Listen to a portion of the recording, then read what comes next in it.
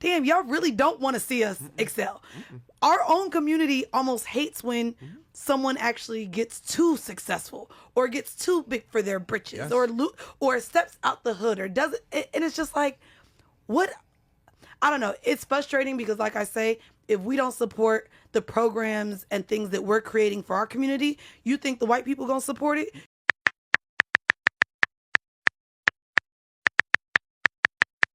And to me, I think that they did platform a lot of scammers. That's unfair. They platformed niggas that I think made it seem like, yo, let me teach you how to do this. They never did it. Like the selling of courses, the niggas who just know how to form sentences well enough to Maybe to they get were fillers. What I hate about our community, it reminds me of rap.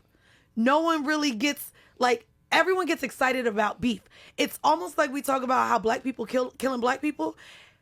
Our community just loves the entertainment of us beefing with each other. You don't see the white people doing it. And the black pods do it. Them. People hate winners. And it's so weird that you want to root for people while they're the underdogs, while they quote unquote suck. And then as soon as like they advance, it's like, oh yeah, nah, fuck that. I don't want to support you anymore. The underdog resonates with the masses. This is true. Because a lot of people are mediocre and suck. Average, no, they are. They don't want to admit to being mediocre. They don't want to admit to being average.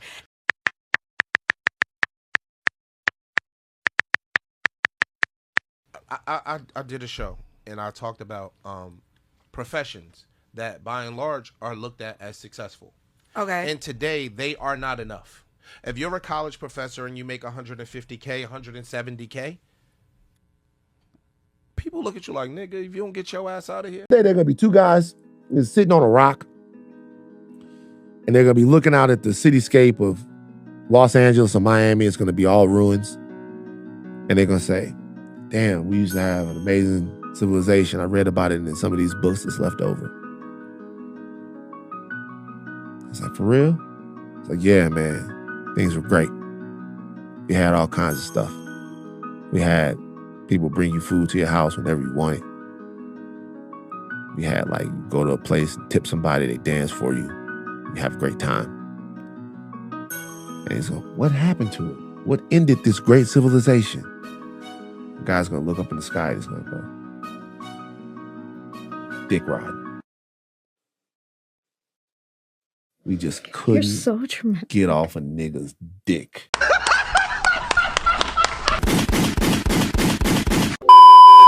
Welcome back and what's good? This is the Furious Robinson podcast and I'm your host, Furious, your curator of conversation, wordsmith aficionado, voted most likely to be trending down the timeline. Hit the like button early for the algorithms. Drop a comment, subscribe to the channel. This is a Sick Times Media production. You see the planes. What is going on with C-level podcaster Mandii B and Ish of the Joe Budden podcast going back and forth essentially on how, quote unquote, Mandi's words, EYL and Investfest might have been a scam. They're calling it Scamfest, and Ish is defending it. The one thing I don't like that they're doing right now is beefing with all these niggas.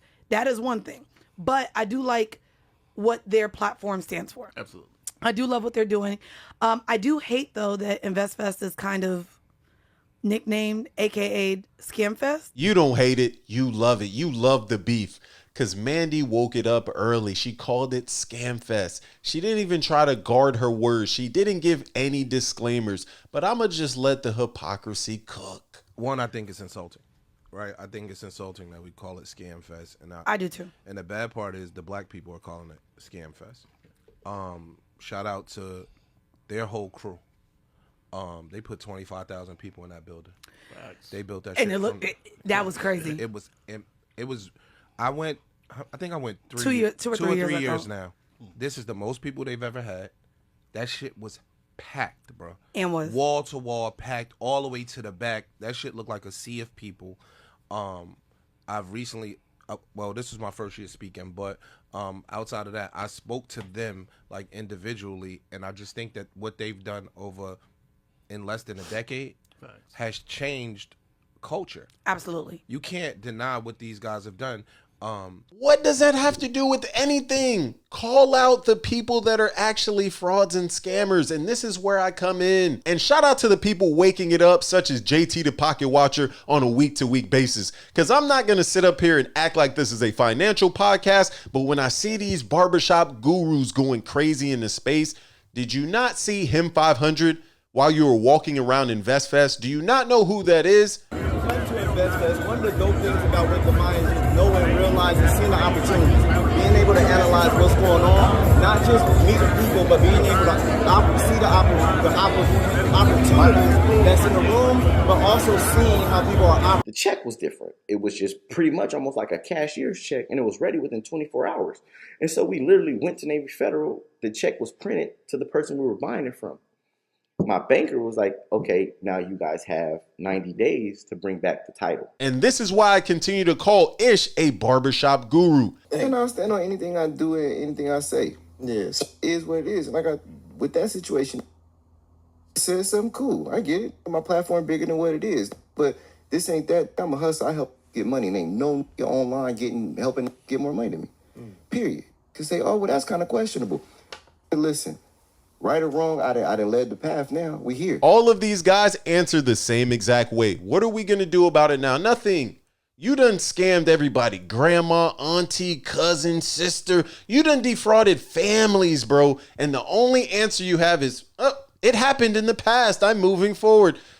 Nah, it don't work like that. So when I see people like Mandii B and Ish of the Joe Budden podcast defending Investfest and nothing against it, continue to collect your coin, I don't understand. People hate winners. And it's so weird that you want to root for people while they're the underdogs, while they quote unquote suck. And then as soon as like they advance, it's like, oh yeah, nah, fuck that. I don't want to support you anymore. The underdog resonates with the masses. This is true. Because a lot of people are mediocre and suck. Average, no, they are. They don't want to admit to being mediocre. They don't want to admit to being average. Yo, are we talking mediocre? We talking average? Mandii B, at this current moment, the video you're talking babble into has only about 400, maybe 2,500 views at this current moment. You gotta stop the madness. This is why I don't listen to these D-level podcasters. These are not thought leaders. You're doing fraud. You're not a financial expert. So trying to stand on black empowerment in the face of fraud is actually nasty work. We doing something that looks crazy here. There's people calling it out in real time. We're not hating. The SEC wasn't hating on Bernie Madoff. Like, you can't call the SEC haters. So if people see red flags and they're calling them out in real time, just make the math make sense. Damn, y'all really don't want to see us excel. Our own community almost hates when someone actually gets too successful or gets too big for their britches or steps out the hood or does it. And it's just like, what is this human talking about? The fact that she keeps equating people calling out financial red flags and fraud as hate, it's like, keep up with the conversation, add to the conversation, move the conversation forward, but nobody's hating on winners. Please collect as much coin off of suckers as humanly possible. If you don't understand that a large form of the community is getting defrauded by these PDF gurus, you're not really paying attention. What I hate about our community, it reminds me of rap. No one really gets, like, everyone gets excited about beef. It's almost like we talk about how black people killing black people. Our community just loves the entertainment of us beefing with each other. You don't see the white people doing it. And the black pods do it. It got nastier. That's the nastiest take I've heard of 2025.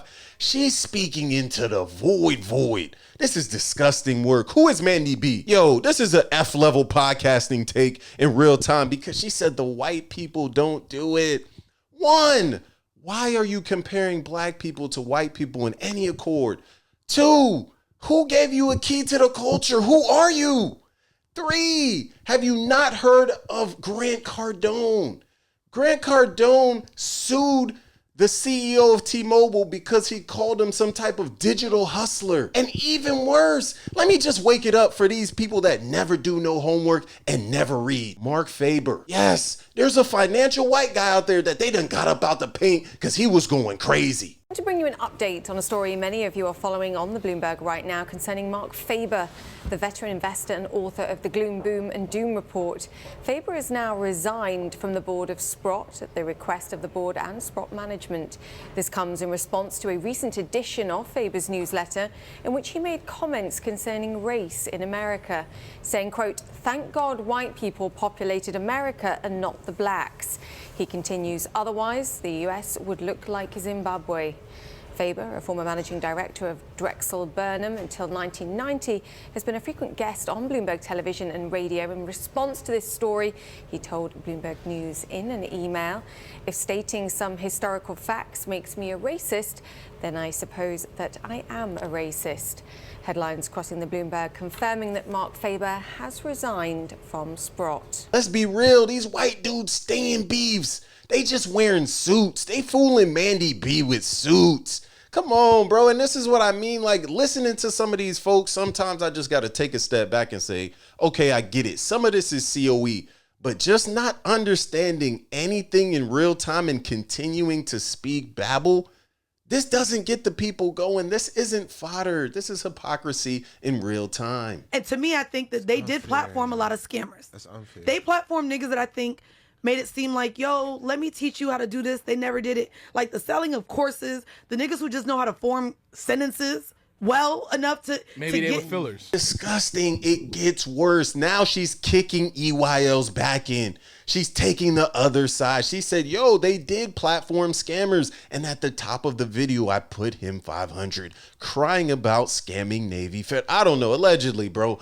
I don't know what these scammers do. I don't want no smoke with none of these scammers, but they got billions of dollars. Salute to Hush Puppy. Looking at Mandii B and Ish speaking to the void, we got to stop. He's your mans. You want to defend your mans, and I get it. But if you want to stand on these types of hills, come with some statistics, come with some facts. Are black people actually moving the needle and moving the median income? Are we getting more jobs? Are we getting jobs in STEM? Let me know some of that as a financial expert. But no, Ish is going to give you barbershop facts. He's going to say the people. He's going to say they and thems. He's never going to actually create a point that anyone can rebut or stand on, so that way he can move the goalpost if anyone ever challenges him. And that's the nasty part. He's protecting the culture, but he's the detriment. Because I never want to hear people say, the black man did this for us, all while they're scamming us. Cool, you got it, brother. So if him 500 could hang out at Investfest, and I know he was getting it off, because when you a smooth criminal at getting and securing the bag, you seeing 25,000 suckers walk around Investfest. They done paid anywhere from 300 to 10K just to meet him 500 and Ish from the Joe Budden podcast. But wait, it gets better. Let Ish spew some gender babble just to get your spirits going. I did a show and I talked about professions that by and large are looked at as successful. Okay. And today, they are not enough. If you're a college professor and you make 150K, 170K, people look at you like, nigga, if you don't get your ass out of here. That's the East Coast. I was about to say. That's East Coast, West I think Coast. that's also an internet. It's That's major also an cities. internet take, bro. That's not true. When you sit down and start discussing what realism looks like to these women on the panel yesterday, women talked about how they are not willing to split 50-50. They not willing to pay a bill. They not willing to do these things. My nigga, if you make $150,000 in most major cities in the United States, You're in the top you can't 5%. pay all the bills. Kevin Samuels light. Kevin Samuels Jr., we don't need you.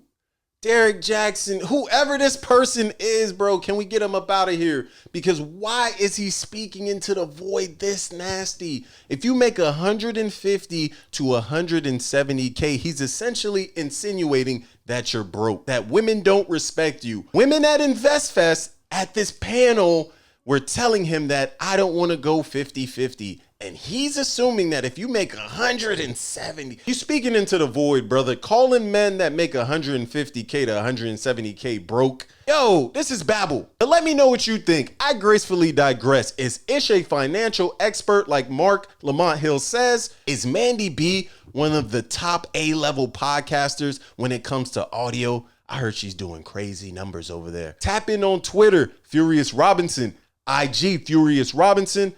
This is the podcast, a Sick Times Media production. Stay dangerous.